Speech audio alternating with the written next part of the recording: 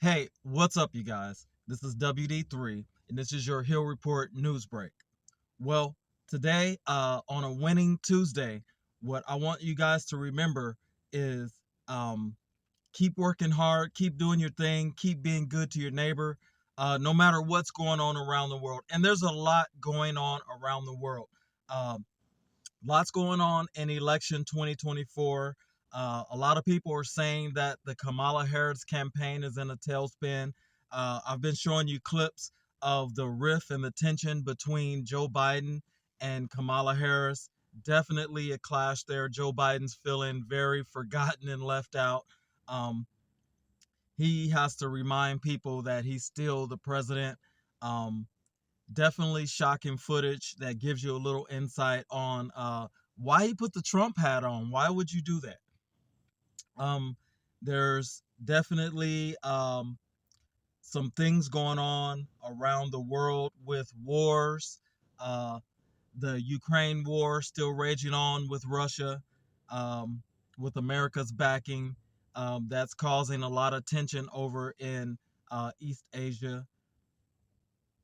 Also, you have a lot of war in the Middle East, which is very controversial. A lot of people are not feeling women and children being involved in this fighting.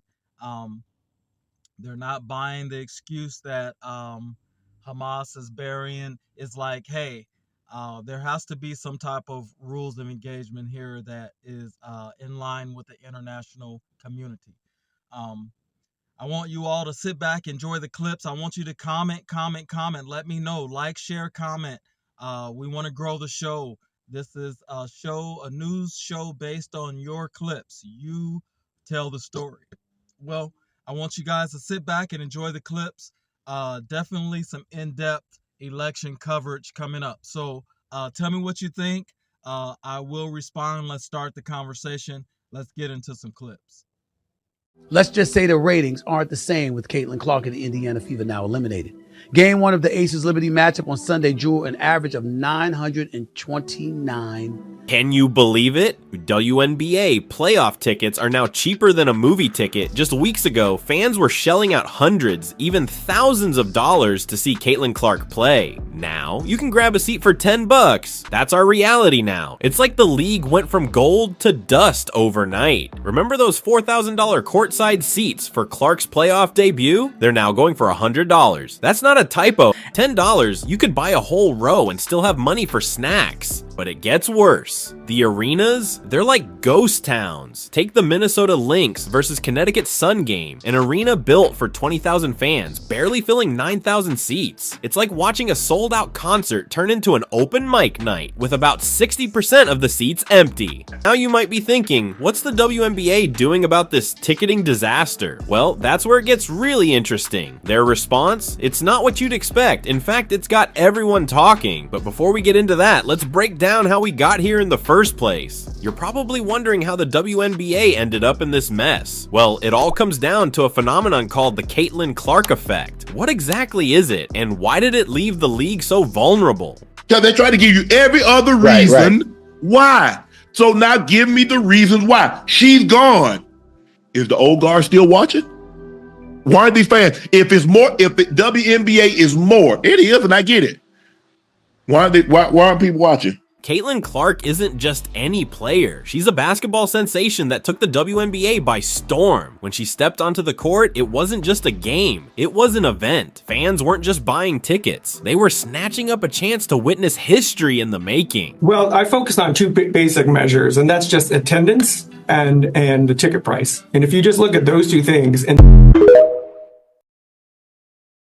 you have Biden on the phone with Xi in China, trying to avert this war, trying to get him to deliver the message to Putin. No tactical nuclear weapons in Ukraine.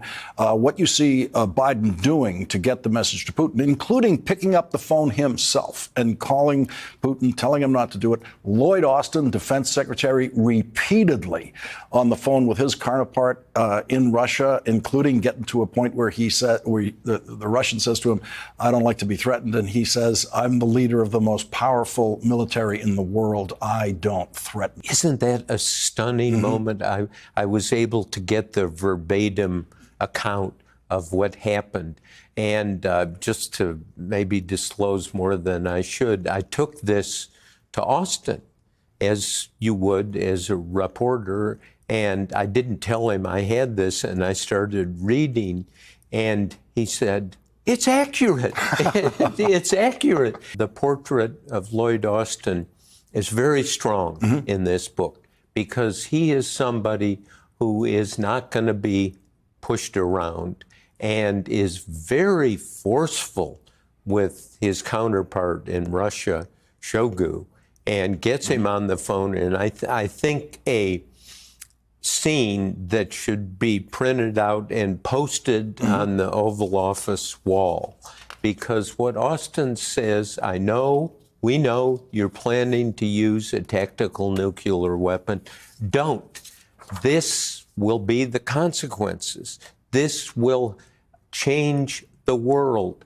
Don't do it. And it's a very eloquent account of consequence and impact, and at least for the moment, he has not used a tactical nuclear weapon. Putin has not. I think it makes sense because she needs to speak to working class swing voters, independents, Republicans who are still on the fence. I don't know if you heard from her director to 270, David Plouffe, this morning. He thinks they're still gettable, and if those are the persuadable voters, you got to get them where they are, and they're watching Fox News. The people, I mean, really MAGA-type Republicans, they think Fox is too liberal. I mean, they really do. Yeah, I know this because I know a few of them. You know what? So Fox is really a place for Nikki Haley land voters. It's actually, I mean, I think there's a misconception about who watches Fox, right? And it's really a lot of different types of people that she might need to talk to. She might need to talk to. I was actually surprised that she's never done a Fox interview. You know what was amazing to me about this is, she turned down the Fox News debate. They offered a debate, and she didn't want to do it. And now, with 3 weeks to go, we're scrambling over to Fox News because this campaign is in a full-blown panic. I do want to say a word about Bret Baier. Everybody seems to be crapping on him today.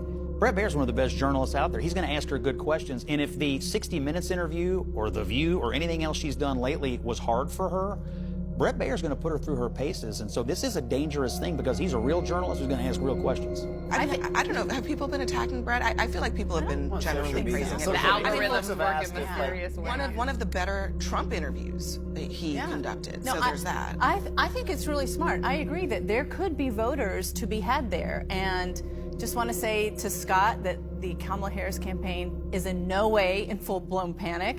She's doing exactly what everyone was saying she needs to do. She is now everywhere, what is it called? Everything, everywhere, all at once. That's what she's doing because that's what she can be doing, right? She is expanding the map in a way that I don't think people were expecting her to do. Right now, let's just look at her coalition. Her coalition is from Bernie Sanders and AOC to Dick Cheney. Are you saying that is the kind of spectrum that you expect from a campaign that is speaking to all American voters. And her message. Hold on. The vice president. Hold on. You said she's expanding the map? North Carolina, Georgia, those areas. That's been on the map all year. No. North Carolina. No, my friend. Come on. Hold on. Lord. All right, share Michael.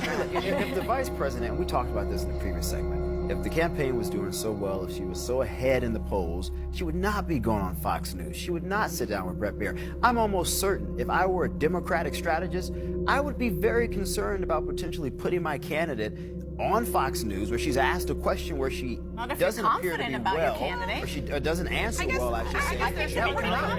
Hang on.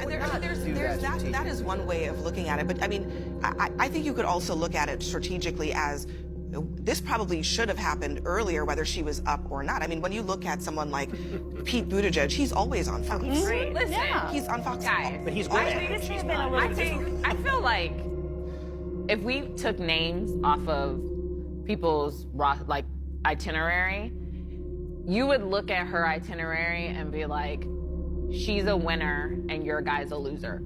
Point blank. Why? Because of the places she goes from the shade room to Fox.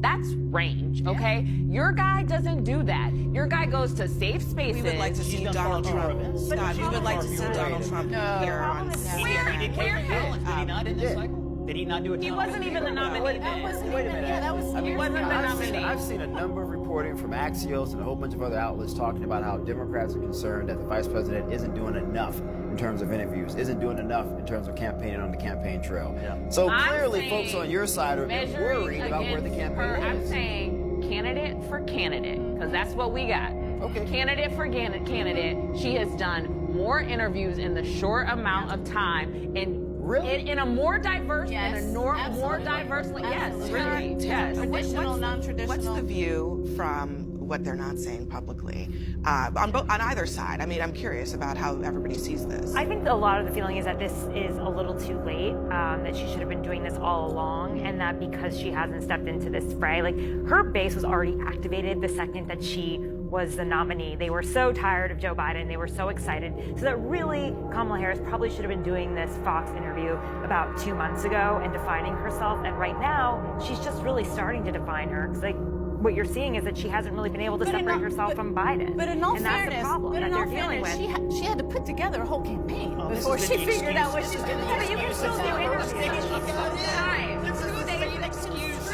Updated excuses. The restricted time frame is actually something that she had to deal with. And if you actually want to talk about like who's in full-blown panic, who has said no to the CNN debate? Who said no to 60 the Minutes? Fox News debate? Who said no to 60 Minutes? Who is now not doing any kind of other better for him. Less Trump is better for him. Because your candidate exactly. is his team knows that. Says it all, right there. Less Trump. Listen. You just said. Absolutely. Thank you for I'm a strategist. I was thinking you're going to make the best decisions. You know why? That's why I said candidate for candidate. Ours is doing more because when your candidate gets up there, have you seen hold on, let me finish.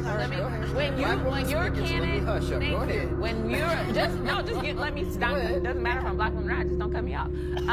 When your candidate speaks, it's undisciplined, unhinged, disrespectful, and it hurts him. So yes, less more is better. Less Trump is better for Donald Trump. The problem is that if he gets 4 more years, there's no more less Trump. Oh, Ashley. There's no more less Trump. Ashley, is that really going to be the message from the Harris-Walls campaign? No, I don't work for the Harris-Walls campaign. Let me ask you a serious question about her strategy. You seem to think that quantity is better than quality. And I know you couldn't possibly think that most of the things she has done in the last 2 weeks have been anywhere near helpful to the campaign. 60 Minutes was an abject disaster, and the little 15-second thing on The View when she couldn't think of a single thing she would have done different than Biden was the single worst soundbite she has uttered in this campaign. So quantity. So let me ask you this. Let me ask you this. Okay, I'm gonna make you a meme. Quality. Okay, because you said she should have been doing more of this 2 months ago. So if she wasn't doing more of this, what would have been your talking point? The problem is what we're just trying to say is it doesn't matter which standard she meets. Right. If Donald Trump didn't even do a 60-minute interview, so don't put 60 minutes in my face. Whether it was good for her or bad for her, your dude won't even go on. And on net, she came out worse for it. But hang on, hang on just a second. I mean, first of all, it is very hyperbolic to say that 60 Minutes was an abject disaster. Immigration issues alone was a disaster. I mean, Scott, let's be real for a second. I mean, there were answers that you didn't like. It does not mean that it was an abject disaster. It's like lots of voters. And to your point, Donald Trump wasn't there. He didn't do it at all. That looks worse, in my opinion. That's not my argument. The fact that he didn't Go ahead, Tara. Yeah. The fact that he didn't do 60 Minutes actually looks worse. It looks weak. And when he doesn't want to take a debate, it also looks weak. But at the end of the day, it is much worse for those voters who are on the fence to see more Trump.